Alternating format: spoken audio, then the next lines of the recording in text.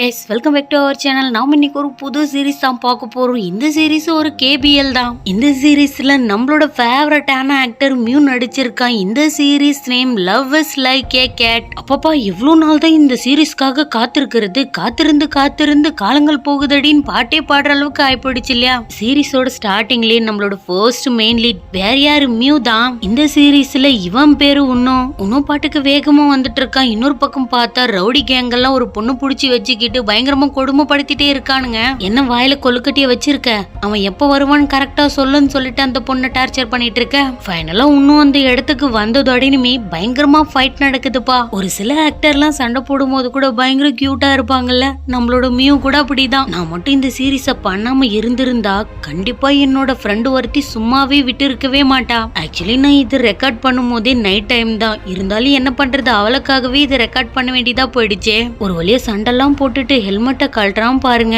ரொம்ப நாள் கழிச்சு இவனை பிஎல்ல பாக்குறது எவ்வளவு பெரிய விஷயமா இருக்குதுல்ல. என்ன காப்பாத்தினதுக்கு ரொம்ப தேங்க்ஸ். அட்லீஸ்ட் உங்களோட பேரையாச்சும் சொல்லுங்கன்னு அந்த பொண்ணு கேட்க, உன்னோக்கிட்ட இருந்து ஒரு ஆன்சரையும் காணும். என்னடா இந்த மாதிரி அமைதியாவே போகுதுன்னு பார்த்தா ஆக்சுவலி இது எல்லாமே ஷூட்டிங் தான். தாய்லாந்துல நடிச்சதெல்லாம் போதுன்னு சொல்லிட்டு கொரியாக்கெல்லாம் போறானுங்க. ஆனா என்ன பண்றது, இந்த இந்தியா பக்கம் எவனும் கால் வைக்கவே மாட்டேங்கிறானுங்க. வச்சாதானே நம்மள மாதிரி ஒரு தீவிரமான ஃபேன்ஸ் இருக்கிறது அவனுக்கு தெரிய வரும்.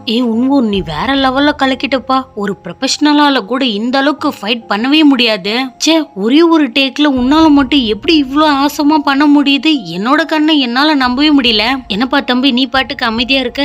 நான் சொன்னதெல்லாம் அவனுக்கு டிரான்ஸ்லேட் பண்ணுன்னு சொல்லிட்டு இருக்கான் டைரக்டர். ஏன் டைரக்டர், உங்களுக்கு மண்டையில என்ன களிமண்ணா இருக்குது? நம்மளோட உண்ணுவுக்கு நல்லாவே கொரியன் புரியும். சொல்ல போனா அவர் கூட பேசி பேசி எனக்கே தாய் நல்லா புரிய ஆரம்பிக்குதுன்னு சொல்லிட்டு இருக்கான். என்னது, உனக்கு தாய் கூட புரியுமா? என்னடா சொல்லிட்டு இருக்க? என்னால நம்ப முடியலன்னு டைரக்டர் கேட்க, எங்களோட பிரான்ச் தாய்லாந்துலயும் இருக்குது, கண்டிப்பா எனக்கு புரியாம இருக்குமா என்ன? இதெல்லாம் சப்ப மேட்டர், சால்ட் வாட்டர்னு சொல்லிட்டு இருக்கான். நீங்க பேச வேண்டியதெல்லாம் பேசி முடிச்சிட்டீங்கன்னா நான் இங்கிருந்து கிளம்புறேன்னு சொல்லிட்டு இன்னும் அங்கிருந்து கிளம்பிடுறான். என்னதான் அவன் அங்கிருந்து கிளம்பினாலுமே ஆஹா ஓஹோ அவன மாதிரி நடிக்க முடியாதுன்னு சொல்லிட்டு புகழ்ச்சி மலையா பொழிஞ்சிட்டு இருக்காங்க அங்க இருக்கிற எல்லாருமே. இன்னொரு பக்கம் நம்மளோட செகண்ட் மெயின் லீடை காட்டினா குழந்தை மாதிரி விளையாடிட்டு இருக்கான். குளிக்கும் போது கூட நாமெல்லாம் இதே மாதிரி நிறைய டைம் பண்ணிருப்போம்ல. இவன் பேரு டேய். குளிக்கும் போதே பயங்கர ஜாலியா குளிச்சிட்டு இருக்கான். ஆக்சுவலி இந்த உலகத்துல ஃப்ரீடமான ஒரு இடம்னா அது பாத்ரூம் மட்டும்தான். நமக்கு பிடிச்ச மாதிரி என்ன பண்ணாலும் நம்மள கேட்கறதுக்கு ஆளே இல்லை இல்லையா.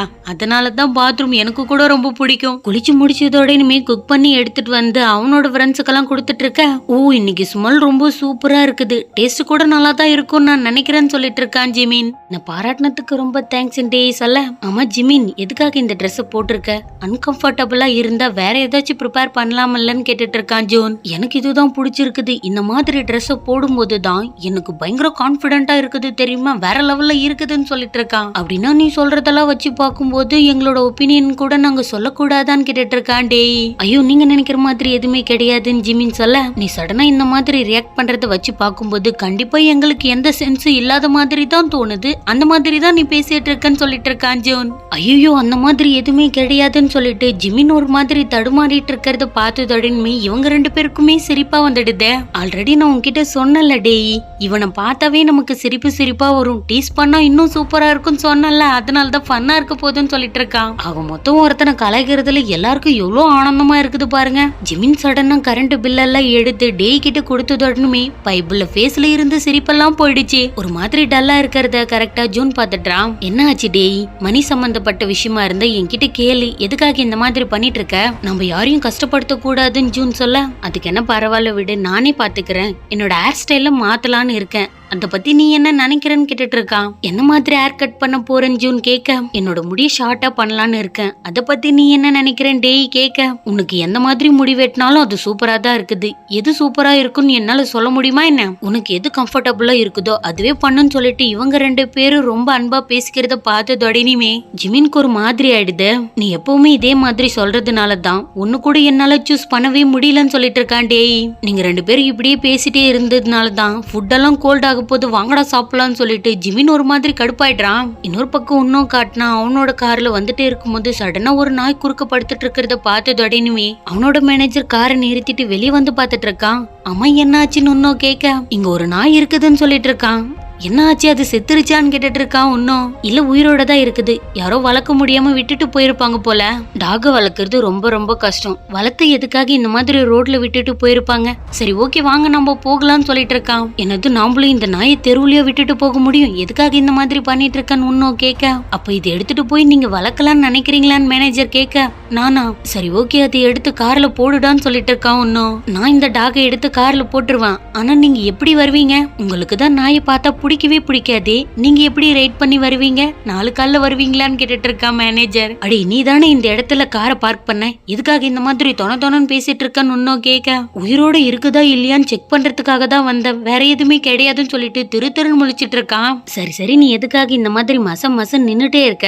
அதை தூக்கி கார்ல போட்டுக்கிட்டு ஹாஸ்பிட்டலுக்கு கூட்டிட்டு போடான்னு சொல்லிட்டு பைபிள் அது பாட்டுக்கு நடந்து போயிட்டு இருக்குது. வேக வேகமா அந்த மேனேஜர் என்ன பண்றான்னா, அந்த நாயை தூக்கிக்கிட்டு கரெக்டா ஜூன் இருக்கிற ஹாஸ்பிட்டலுக்கே போயிடுறான். இன்னும் நடந்து போயிட்டே இருக்கும் போது அவங்க கூட வேலை செய்யறவங்க இவனை பார்த்துட்டதுனால அவங்க கிட்ட இருக்கிற பைக்கை வாங்கிக்கிட்டு அங்கிருந்து வேகமா கிளம்பிடுறான். இன்னொரு பக்கம் டேயை காட்டினா அவனோட பூனைக்கு ஏதோ ஆயிருக்கும் போல பயங்கர வேகமா வெட்டினரி ஹாஸ்பிட்டலான எடுத்துட்டு வந்து, ஐயோ என்னோட செல்லக்குட்டிக்கு என்னாச்சுன்னு கூட எனக்கு தெரியல, நீங்க தான் எப்படியாச்சும் காப்பாத்தணும்னு சொல்லிட்டு பிரசவ வார்டுக்குள்ள பொண்டாட்டி போயிட்டதுக்கு அப்புறமா புருஷன் எப்படி தவிப்பானோ அந்த மாதிரி தான் இவனும் இருக்கான். ஒரு இடத்துல அமைதியா டேய் எல்லாம் உட்காரவே முடியல. அங்க இங்கன்னு பார்த்துட்டோமா நடந்துட்டே இருக்கும்போது கரெக்டா ஒரு வழியா ட்ரீட்மெண்ட் முடிஞ்சிடுது. நீ கரெக்டான டைமுக்கு வேகமா எடுத்துட்டு வந்ததுனாலதான் அவனை காப்பாத்த முடிஞ்சது. அவனோட வயிறு ஃபுல்லா நாங்க கிளீன் பண்ணிட்டோம், நீ கவலைப்படாத, இதுக்கு மேல அவன் ஆக்டிவா இருக்கதான் போறான்னு சொல்லிட்டு இருக்கான் ஜூன். இப்ப எல்லாரும் அதிகமா ரேட் பாய்சன் யூஸ் பண்றதுனாலதான் இந்த மாதிரி நடக்குதுன்னு சொல்ல, அப்படின்னா என்னோட டாம் எலிய சாப்பிட்டதுனாலதான் இந்த மாதிரி ஆயிடுச்சுன்னு சொல்றீங்களா? கண்டிப்பா அடுத்த டைம் இந்த மாதிரி நடக்காம நான் பாத்துக்கிறேன்னு சொல்லிட்டு இருக்கான் டேய். ஆமா அப்படின்ற மாதிரி நர்ஸ் தலையாட்ட, ஜூன் நீ பண்ண ஹெல்ப்புக்கு ரொம்ப தேங்க்ஸ்டான்னு சொல்லிட்டு இருக்கான் டேய்.